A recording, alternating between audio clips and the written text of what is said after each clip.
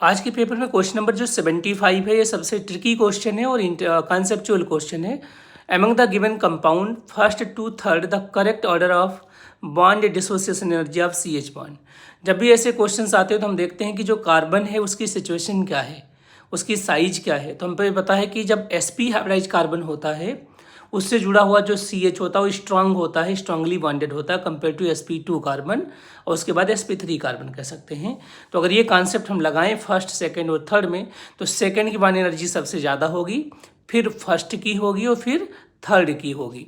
Clear है। और third में क्या है, स्ट्रेन भी है, तो वो एक तरीके से एडिशनल फैक्टर हो जाएगा बॉन्ड एनर्जी को लो करने में। क्वेश्चन नंबर 76 जो इस केमिस्ट्री के पेपर का सबसे आसान क्वेश्चन माना जा सकता है, क्योंकि क्लास 9th में भी हम पढ़ते हैं इसको। Dalton's atomic theory could not explain which of the following. भाई लॉ ऑफ मल्टीपल प्रपोर्शन तो जॉन डाल्टन ने ही दिया है, तो ये तो एक्सप्लेन करता ही करता है।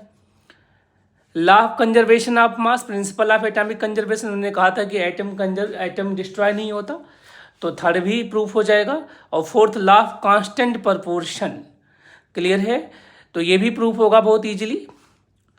लेकिन लॉ ऑफ गैसियस वॉल्यूम यहाँ पे प्रूफ नहीं होगा।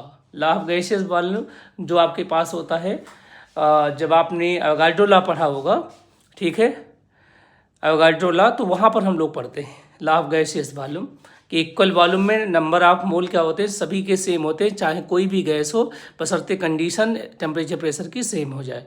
तो इसका आंसर क्या बनेगा, सेकेंड बनेगा। तो ये 75 और 76 क्वेश्चन का सोल्यूशन।